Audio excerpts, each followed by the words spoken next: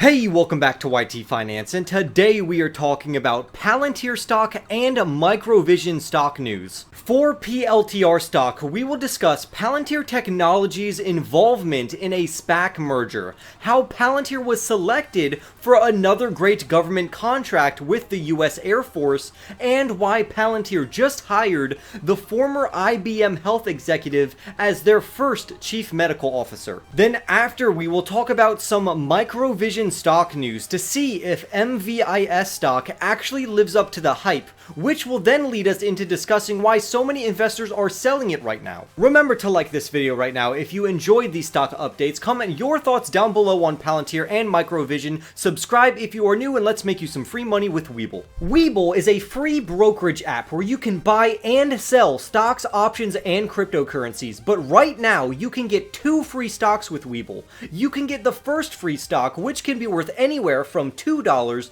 to $250 for just creating an account, and you can get a second free stock, which can be worth up to $1,600 if you invest $100 or more on your first deposit. You will have a 1 in 100 chance of getting stocks like Facebook, Starbucks, or Snapchat, and you have a 1 in 50 chance of getting stocks like Google or Procter & Gamble. To get this offer, just press on the link in my description box down below, but do it quickly because this offer will not last forever. And without further ado, let's get into today's stories. A company named Roivant Sciences has a goal to find a groundbreaking financial model that can be implemented during drug development, and it's going public via an SPAC or a SPAC in a merger that is worth around $7.3 billion. The Special Purpose Acquisition Company is ticker symbol MAAC, and this deal is getting private funding from Palantir Technologies, Viking Global Investors, SoftBank, and others, which will invest $200 million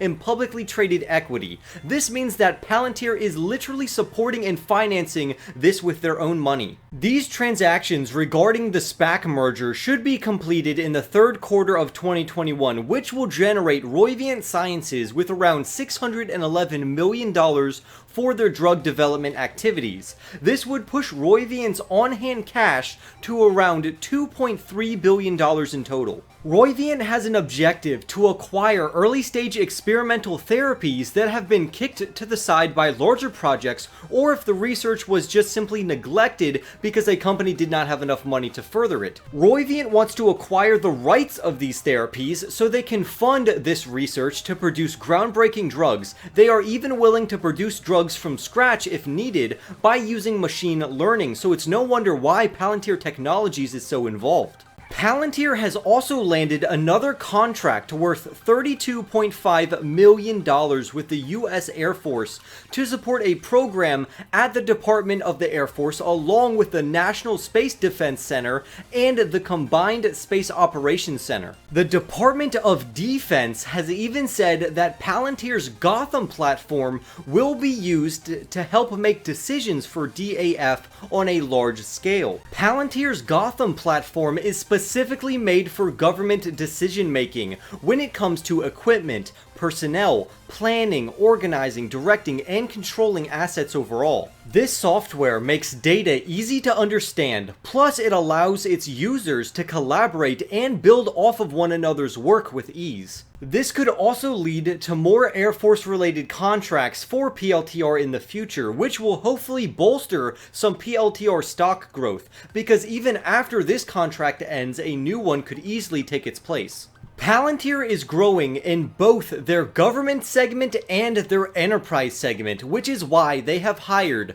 Dr. Bill Kassler, who is a former IBM executive, so he can further grow Palantir's life sciences business, which has doubled over the last year. He will be Palantir's US government chief medical officer, and because of this, he was interviewed by CNBC where he says this, and I quote, "Palantir is just an exciting group of young, talented engineers and data scientists and real intelligent smart people. But in order to deploy technology, you have to understand the theory and the logic and the practice of healthcare and public health. And what I can bring to Palantir is my expertise as a clinician, as a public health doc, as somebody who has been working in this field for years to help with the science and the strategy and the relationships. This is a very smart move on Palantir's part, especially after I have mentioned that IBM will be a key driver in PLTR's success.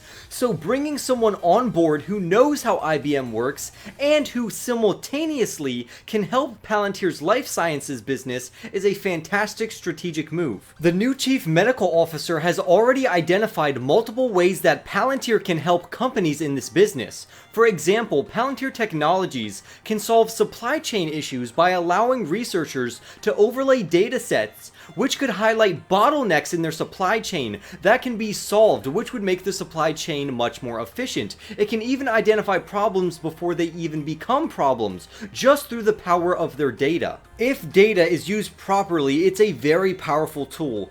Julie Bush, who leads Palantir's federal healthcare work, says this, and I quote, "People love to hoard their data, and the pandemic really forced people to come together and be willing to share information and sort of set the bureaucracy aside. And of course, subject to data use agreements and other things, what we really saw was incredible collaborations happening across the government." Now this brings up an interesting question. If you only had two choices, would you rather have the government own all of your data or a private institution or enterprise own all of your data? Leave your comments down below. But right now, let's talk about Microvision stock, which has fallen 15% recently. Microvision is a laser technology company which had disappointing first quarter earnings that caused its MVIS stock price to go down. Microvision's revenue dropped by 67% to $500,000, which missed its target by $100,000 on top of generating a net loss of $6.2 million, which is $1.3 million more than the year before. Microvision was hoping for more sales of its long-range LiDAR sensors, which allows for vehicles like cars to be smart